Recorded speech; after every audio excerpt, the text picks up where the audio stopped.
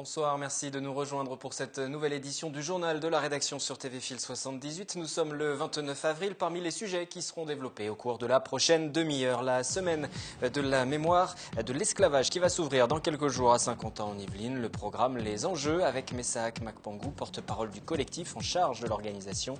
Il est l'invité de cette édition. Apprenez à créer votre propre jeu vidéo, c'est la promesse faite à Guyancourt par l'espace numérique Auguste Renoir. Le PSG, ce n'est pas uniquement son équipe de Ligue 1, c'est également une fondation qui depuis 1995 organise des journées d'action pour les jeunes des quartiers défavorisés. Exemple à Plaisir où 600 enfants de 6 à 12 ans se sont retrouvés autour du ballon rond. La prime versée aux communes par le département des Yvelines pour inciter à la réalisation de logements, c'est terminé. Économie oblige, le contrat de développement de l'offre résidentielle lancé en 2006 n'a pas été relancé pour 2015. Il permettait aux villes de toucher entre 5 et 10 000 euros par logement réalisé, permettant ainsi le financement des écoles ou encore des centres sportifs alentours. L'économie sera de 28 millions d'euros par an en moyenne. Et puisque l'on parle de construction, la Fédération départementale du bâtiment des Yvelines s'est dotée d'un nouveau président. Pierre Cogent, entrepreneur en maçonnerie, succède à Daniel Taravella dans un contexte très difficile. D'après les statistiques du ministère du Logement publiées ce matin, le secteur du bâtiment ne parvient pas à reprendre. Le déséquilibre du rapport prix-pouvoir d'achat des ménages empêche l'activité de décoller. En France, les mises en chantier continuent de reculer. Elles sont en chute de 9% sur 12 mois et les autorisations de construire sont en repli de 7%. Avec l'invité de ce soir, nous allons parler de l'esclavage, semaine de la mémoire de l'esclavage du 4 au 10 mai à Saint-Quentin en Yvelines, organisée par la 7e fois par un collectif dont le porte-parole est en plateau. Bonsoir, Messaak Makpangou. Bonsoir. Avant de regarder la programmation, on va déjà préciser votre démarche. C'est à la fois un moment de commémoration, mais c'est aussi un moment pédagogique. Il y a une notion d'enseignement aussi derrière. Oui, il y a la notion de l'enseignement, de la transmission de la mémoire, donc des actions avec des jeunes pour parler de cette mémoire et transmettre l'histoire. Cela veut dire aussi qu'on parle peu ou on parle mal de cette question d'esclavage? On parle pas mal, mais pas suffisamment. Il est jamais, oui, on peut toujours en faire plus. Donc c'est la mission que le collectif se donne, c'est d'aider en fait à cette communication-là, à cette diffusion d'informations. Le 10 mai de chaque année marque en France la journée de commémoration de la mémoire de la traite négrière, de l'esclavage des Noirs et de ses abolitions. Un rendez-vous qui n'a été mis en place qu'en 2006 par décret. Oui. Il y a un tabou à parler un petit peu de cette question d'esclavage encore ? La preuve, c'est qu'il y a eu le décret. Donc il y a eu la loi. Il était tardif, ceci dit, le décret, 2006. S'il vaut mieux tard que jamais. Donc il y a eu la loi de 2001 qui a reconnu l'esclavage comme crime contre l'humanité et le décret qui vient compléter cette loi qui était prévue déjà par la loi. Donc le décret vient instituer cette commémoration-là en France métropolitaine. Il faut noter que la commémoration se faisait déjà dans les Antilles, les 4 départements d'outre-mer. Il y a des dates différentes qui correspondaient en fait aux dates de mise en œuvre du décret d'abolition de l'esclavage dans les différents départements d'outre-mer. La question de l'esclavage, nous sommes allés vous poser la question. Pour vous, est-ce encore un sujet tabou en France? Vos réponses? Non, je pense pas. C'est important dans l'histoire. Non, le temps il a passé, maintenant on peut en parler librement, c'est plus du tout tabou. Je trouve qu'on le célèbre pas assez. Contrairement à d'autres souffrances, mais après c'est mon avis personnel, mais je trouve qu'on ne le célèbre pas assez. C'est pas qu'on me dit toute la vérité, mais on minimise certains faits et on raconte pas tout justement à l'école, etc. Et je pense qu'il faudrait plus en parler. Je pense qu'il y a quand même pas mal de tabous cachés derrière ça, oui, effectivement. C'est bien dommage, parce que je pense qu'il y a beaucoup de choses à dire là-dessus, et peut-être pour faire avancer les choses aussi. Non, on en parle. On en parle et c'est bien. C'est bien parce qu'il faut éviter que ça recommence. On en parle beaucoup aux écoles, c'est bien. Déjà, ça c'est bien. Aux jeunes classes, c'est bien. On a entendu un des jeunes dans ce micro-trottoir qui disait on nous dit pas tout, ou même des adultes qui disaient on minimise un petit peu. Je pense qu'il y a de la crainte peut-être de heurter souvent, mais globalement, je pense qu'on progresse, on va dans le bon sens, puisque les programmes sont adaptés, ou en tout cas en voie de l'être. Et dès l'école primaire, on commence déjà à en parler. On en parle au collège, on en parle en seconde. Bon, je pense que on peut toujours mieux faire. J'espère que ça va continuer. Et à partir du 4 mai, il y a cette série de manifestations que vous allez organiser. On va regarder un peu plus en détail le programme. Il y a une exposition tout d'abord, Panthéon de nos héros, mercredi 6 mai 17h. C'est à la Casquille, communauté d'agglomération de Saint-Quentin-en-Yvelines-Natrap qu'il y aura l'inauguration de cette exposition. Voilà, donc c'est une exposition qu'on a voulu cette année mettre en place. C'est une exposition en fait qui est appelée à évoluer, comme son nom l'indique, c'est un panthéon. Donc chaque année, on se propose de chercher des héros connus ou non connus et de faire des portraits. Et cette année, on en a une quinzaine. Donc on présente le portrait des 15 premiers qu'on a sélectionnés. Et effectivement, on va inaugurer l'exposition en la présentant aux élus, aux associations et à un certain nombre de personnes qu'on va inviter à la Casquille pour cette occasion le 6 mai. Mais par la suite, l'exposition sera présente sur 3 sites, sur les 3 manifestations publiques qu'on va organiser, le vendredi, le samedi et le dimanche. Donc ce sera à la fois sur Montigny-le-Bretonneux, pour resituer les lieux, puisque c'est à travers tout Saint-Quentin-en-Yvelines. De toute façon, il y a votre site internet qui va s'afficher aussi pour que les gens puissent s'y retrouver. Programme très riche encore pour cette année de manifestations que vous organisez. Il y a un autre rendez-vous, c'est à la médiathèque Jean Rousselot. Il est question de l'esclavage à travers la littérature. On va écouter Grégoire Martinez, il est assistant à la conservation du patrimoine. Il nous présente cette exposition. C'est au micro d'Élodie Moine. C'est un sujet qui n'est pas évident à traiter. On sait qu'en 2006, quand l'idée a été lancée, ça a été un moment fort. Je me souviens d'une évocation de Christiane Taubira qui expliquait que par cette reconnaissance, c'était aussi la reconnaissance de l'esclavage comme crime contre l'humanité. Je crois que la France a été un des premiers pays à le faire. Peut-être aussi parce qu'elle l'a beaucoup occulté dans son histoire. Donc je pense que le plus important, c'est, surtout en ce moment, pour apprendre à vivre ensemble, c'est de réussir à comprendre quelles ont été les erreurs de notre passé. Sur cette exposition, elle est montée en plusieurs mouvements. Il y a d'abord effectivement les rafles, donc tout ce qui s'est passé en Afrique avant le commerce triangulaire. Après, il y a le voyage entre guillemets, entre l'Afrique et les colonies françaises. Et après, il y a tout le principe de résistance avec les nègres marrons, les façons dont ils sont organisés pour recouvrer leur liberté. Exposition dans le cadre donc de la semaine de la mémoire de l'esclavage à Saint-Quentin sur le site Jean Rousselot à Guyancourt, et on se penche aussi sur l'après-abolition parce qu'il a fallu continuer à se battre après. On parle de l'esclavage, mais tout ne s'est pas arrêté du jour au lendemain et il y a eu la reconnaissance des droits aussi après. Effectivement, donc à la fin, disons en 1848, il a fallu continuer, disons le combat, ou en tout cas le travail pour aider les esclaves et leurs descendants, disons, à se libérer, on va dire, sur le plan mental. Donc il y a eu, dans cette exposition-là, à Jean Rousselot, il y a l'aspect, je dirais, des écrivains qui ont aidé à faire ce pas-là. Donc tous ceux qui ont travaillé sur la négritude, pour permettre à ceux qui ont vécu cet événement de retrouver un peu de fierté et de pouvoir aller de l'avant. Et le 30 mai, d'ailleurs, à la médiathèque Jean Rousselot, il y aura une journée avec des lectures des textes autour de Rosa Parks. En 1955, elle avait, vous vous en souvenez bien évidemment, refusé de céder sa place à un blanc dans un bus, puisque c'était tout simplement interdit pour les Noirs de s'installer dans les bus. À cette époque-là, justement, ça nous amène à peut-être une parenthèse liée à l'actualité. Suite aux obsèques, je vais resituer la situation de Freddie Gray, jeune afro-américain mort à 25 ans lors de sa garde à vue le 19 avril. Baltimore, aux États-Unis, est encore le théâtre de violences qui ont conduit les autorités du Maryland à décréter l'état d'urgence. Les émeutiers, certains dans le calme, dénoncent racisme et violence policière. Vous vous dites, lorsque vous voyez ces images-là, par exemple, que l'histoire se répète. On peut rappeler qu'en 1968, également à Baltimore, il y avait eu des émeutes après l'assassinat du pasteur Martin Luther King, d'ailleurs. Oui, l'histoire se répète et ça bégaye, comme vous dites, et ça justifie encore plus, s'il fallait le justifier, ce genre d'action pour que, disons, de tels événements ne puissent pas se reproduire. Et juste à titre indicatif, parmi les héros qu'on traite dans notre exposition, on a Rosa Parks, par exemple. Il sera aussi d'ailleurs la question de cette projection de Selma en ouverture de la semaine. Selma qui retrace la lutte de Martin Luther King qu'on a évoqué il y a un instant. C'est à la salle Jacques Brel à Montigny-le-Bretonneux. Le cinéma comme la littérature qui retrace l'histoire de l'esclavage. C'est l'objet d'une exposition que vous proposez. Il y aura aussi de cette exposition ce rendez-vous autour du cinéma. Ces supports culturels sont importants. Exactement. On essaie de trouver les différents canaux par lesquels on peut, disons, atteindre le public.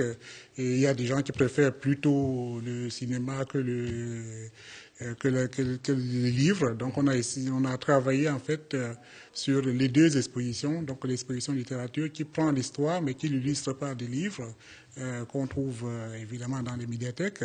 Mais on fait aussi le même exercice en proposant l'illustration par les différents films. Donc ça sera à Elancourt, à Ciné 7. Pour le Ciné 7, c'est le mercredi 6 mai.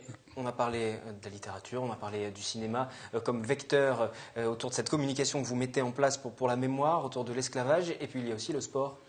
Oui, le sport, c'est peut-être là aussi, disons là où on va trouver plus de monde, parce que c'est l'exercice par excellence.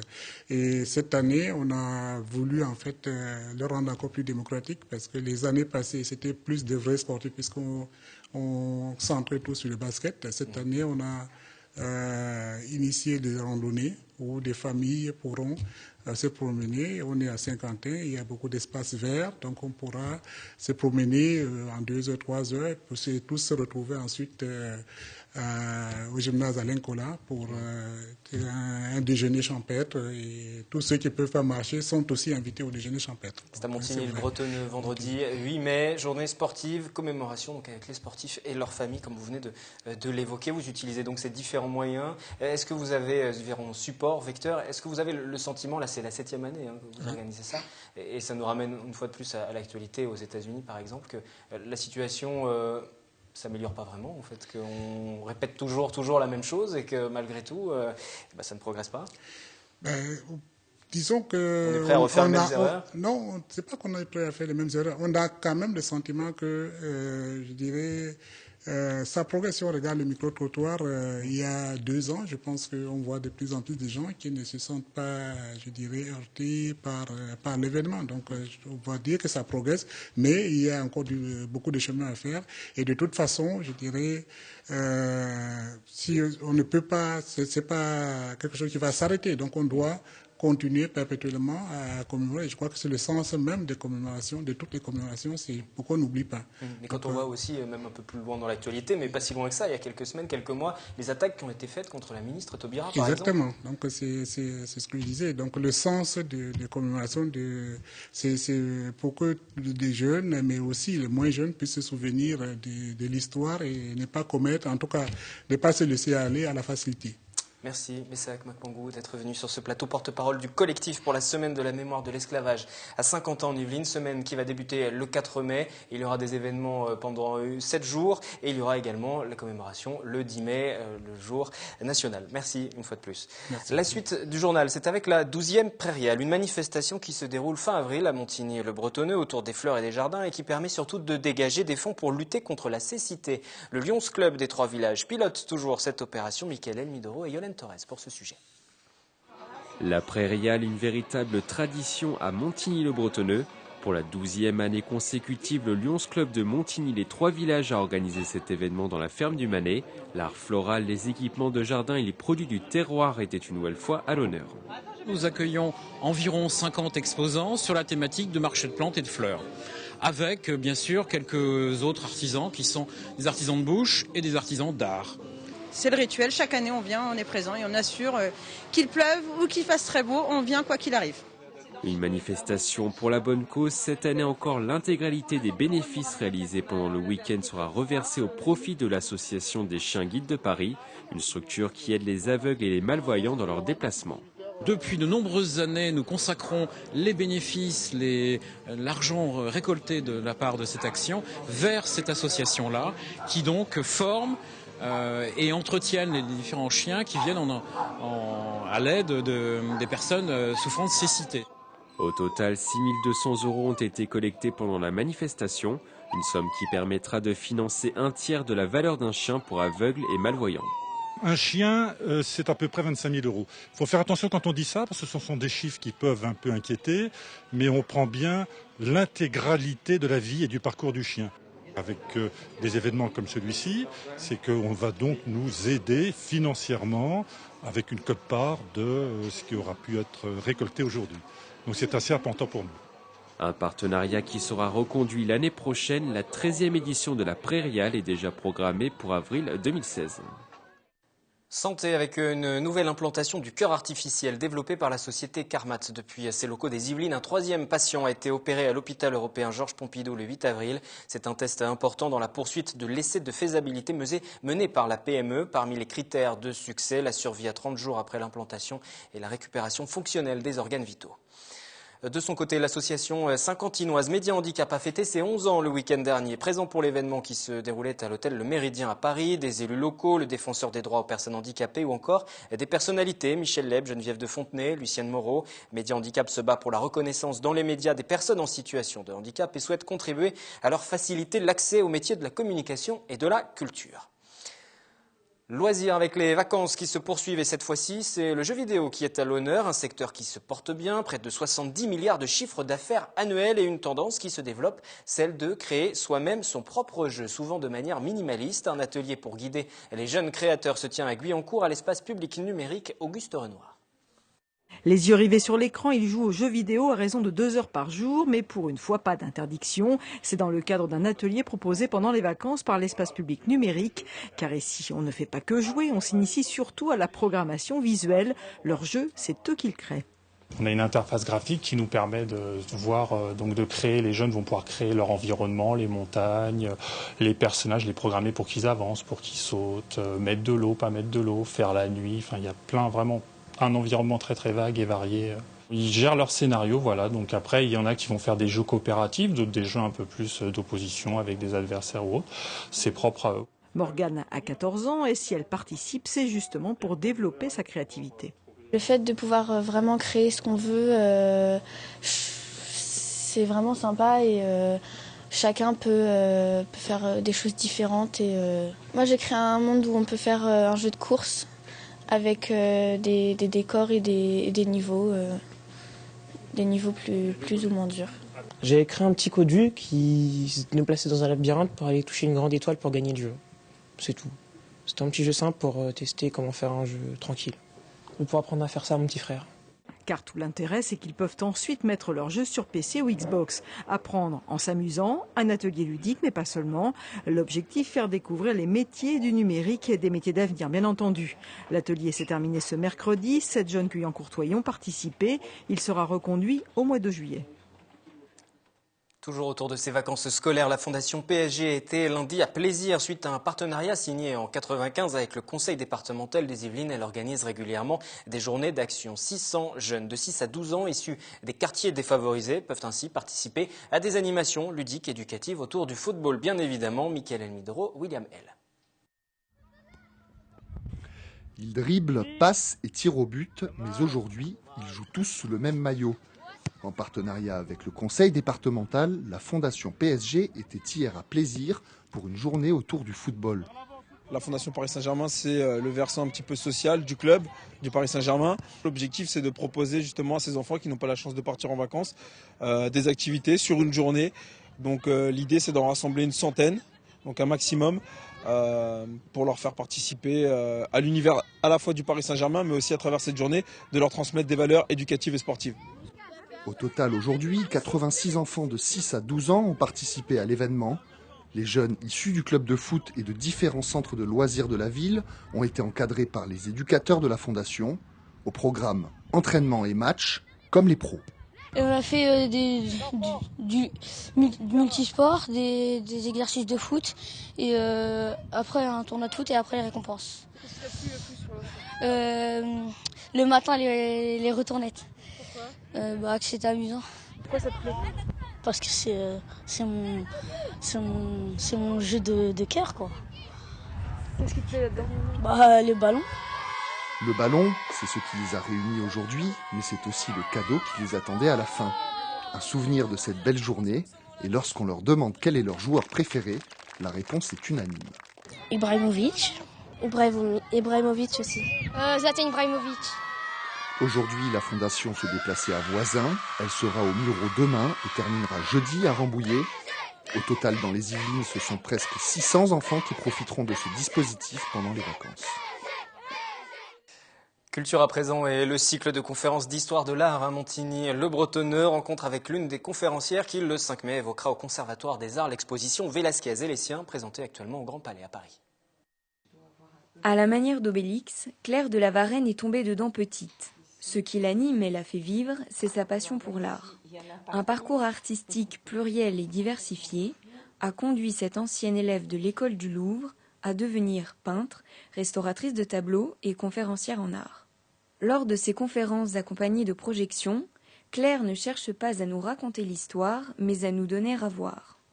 Je ne me contente pas de parler de la biographie du peintre, de l'iconographie du tableau, bien sûr je le fais un minimum, mais comme je peins, je vois la facture, je vois le style. Un tableau, c'est pas seulement ce qu'il représente ou l'histoire de la vie du peintre, c'est vraiment comment il est peint, son style, sa facture, les touches de pinceau, les rapports de couleurs, d'ombre et de lumière. C'est tout ça qui fait qu'un peintre a un style particulier. Et pour faire comprendre au mieux le style dans un tableau, Claire prend toujours pour exemple la façon de peindre les portraits de celui que l'on surnomme le peintre des peintres, Vélasquez. Quand il peint comme ça un œil, le nez, enfin une partie de visage, il ne va pas faire tous les poils des sourcils, le creux de la paupière. Il va peindre une masse sombre qui va prendre dans l'ombre aussi bien une partie de l'iris, de la paupière, du sourcil et de l'ombre du nez. Et dès qu'on se recule, tout est là. Il y a même la personnalité, la force, la psychologie du visage. Et ça, c'est époustouflant. Lors de sa conférence, Claire proposera parmi ses projections le portrait du pape Innocent X de Vélasquez, exposé actuellement au Grand Palais, non sans malice. Un portrait considéré par certains comme le plus beau portrait du monde. Vous savez que ce tableau, le pape avait dit « troppo vero », trop vrai. Et ce qui est extraordinaire à l'exposition, c'est que ce panneau d'Innocent X, ce tableau est sur un panneau. Et de l'autre côté du panneau, il y a une copie. On voit la copie et on comprend tout. C'est un tableau qui peut frapper tout le monde à condition qu'on montre aussi comment c'est peint. Parce que sinon, j'ai peur que des gens passent en se disant « un pape, on s'en fiche quoi, hein. » Mais un pape peint par Vélasquez.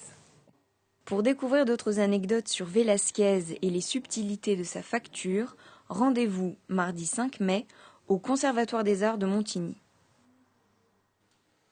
Le 10 juin, vous le découvrirez dans une nouvelle superproduction américaine. Le trappiste Omar Sy sera à l'affiche du remake de Jurassic Park, Jurassic World. Mais le comédien, lui, est déjà en train de préparer la suite de sa carrière outre-Atlantique. Regardez cette photo de lui publiée sur Twitter par le réalisateur Ron Howard. Ils sont actuellement en train de tourner à Venise les premiers plans de la suite du Da Vinci Code, baptisé Inferno, toujours avec Tom Hanks, sortie prévue cette fois-ci en octobre 2016. Merci d'avoir suivi cette édition. Je vous retrouve demain, même heure, pour un nouveau point sur l'actualité locale. Excellente soirée sur TV Fil. Tout de suite, Kiosque, le magazine de la culture, présenté et préparé par Catherine Zulato. Excellente soirée.